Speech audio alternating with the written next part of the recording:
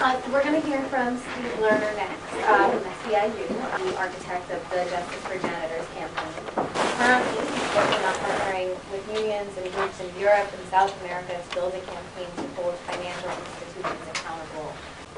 It seems to me that we're in a moment where we need to figure out in a much more through direct action and much more concrete way how we really are trying to disrupt and create uncertainty for capital, for how corporations operate. And it may sound like that's a crazy thing, at a moment of weakness we could do it, but the thing about a boom and bust economy is it's actually incredibly fragile, because it's not based on real wealth. It's based on gambling and all of that. And so there are actually extraordinary things that we could do right now that would start to destabilize the folks that are in power and start to rebuild their movement. And for example, 10% of homeowners, going back to where you started, who are a quarter of all people who own a home are underwater, right? Their home is worth, they're paying more for it than it's worth. 10% of those people are now in strategic default, meaning they're refusing to pay, but they're staying in their home. That's totally spontaneous, right? They figured out it takes a year to kick me out of my home because more foreclosures backed up. I'm going to stay, I won't pay. It's just what business does. It's a good business decision. If you could double that number, you would make put banks on the edge of insolvency again. And so the question would be, what would happen if we could organize homeowners en masse to do a mortgage structure? To say, if we get 500,000 people to agree, we'll agree we won't pay our mortgages. It would literally cause a new financial crisis. 4 things we could do that could really upset Wall Street. One is if city and state and other government entities demanded to renegotiate their debt because they're paying too much interest. And you might say, well, why would the banks ever do it? Because cities and counties could say, we won't do business in the future with you if you don't renegotiate the debt now, meaning about 1/3 of bank profits generate from dealing with cities and states. So we could leverage the power we have of government to say, we won't do business with you, JP Morgan Chase, anymore, unless you do 2 things. You reduce the price of our interest, since your interest rate is down, and second, you rewrite the mortgages for everybody in the community so they can stay in their home. We can make them do that. The second thing is, there's a whole question in Europe now about austerity and students raising the question of a debt strike. What would happen if students said, we're not going to pay? It's $1 trillion. Think about the Republicans screaming about debt, $1 trillion in student debt. There's a third thing that we could think about. What if public employee unions, instead of just being on the defensive, put on the collective bargaining table?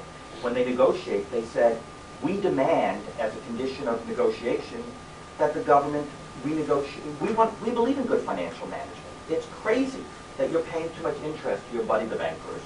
It's a strike issue for us. We will strike unless you force the banks to relieve the debt of the city. I'm not going to go through all the detail except to say there's extraordinary things we do, and then if you add on top of that, if we really thought about moving to the kind of disruption in Madison, but moving that to Wall Street and moving that to other cities around the country where we basically said, you stole $17 trillion, you've impoverished us, and we're going to make it impossible for you to operate. Labor can't lead it. We're a critical part of it. We do have money. We have millions of members who are furious. But I don't think this kind of movement can happen unless actually community groups and other actors take the lead. And that's a big reversal of how a lot of these coalition things have been thought about. It's sort of unions helping community groups, or community groups helping us narrowly. And if we really believe that we're in a transformative stage of what's happening in capitalism, and we either need to confront it in a serious way and develop a real ability to put a boot in the wheel, then I think we have to think not about labor community alliances. We have to think about how together we're building something that really has the capacity to disrupt how the system operates. And so I guess raise that we need to think about a whole new way of thinking about this, which is not as a partnership, but building something new. Because the bottom line is, as soon as a union gets sued, it's going to be terrifying. When we get an injunction that says, you know, the union backs down. So we need to build a movement based on we know the repression we're going to face. And I think the only way we can do that is to think much more creatively. And the key thing I'd sort of throw out is we have to say, what does the other side fear most? They fear disruption. They fear uncertainty. Every article about Europe says they rioted in Greece, the markets went down. The folks that control this country care about one thing: how the stock market does, how the bond market does, and what the bonuses is. So I think we need to have a very simple strategy. How do we bring down the stock market? How do we bring down their bonuses?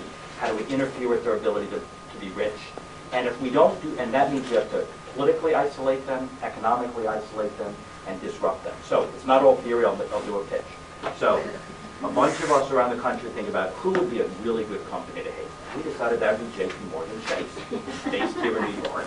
And so we're going to roll out over the next couple months what will hopefully be an exciting campaign about J.P. Morgan Chase that is really about challenge the power of Wall Street. And so what we're looking at is in the first week of May, can we get enough people together, we're starting now, to really have a week of action in New York with the goal of vote. I don't want to give any details because I don't know which police agents are in the room, but the goal would be that we would roll out in New York the first week in May, that we would connect 3 ideas. That we're not broke, there's plenty of money. They have the money, we need to get it back. And that they're using Bloomberg and other people in government as the vehicle to try to destroy us. And so that we need to take on those both at the same time.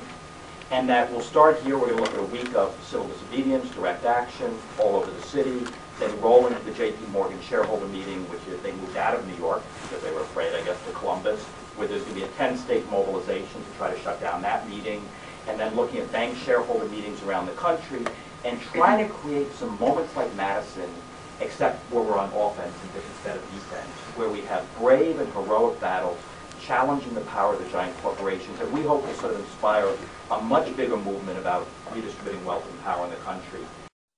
You're talking about why unions are so invested because of their pension plans and why ungovernability, as Francis Fox Pippin and Cloward taught us, poor people's movements are successful when they create conditions of ungovernability, and then you win victories.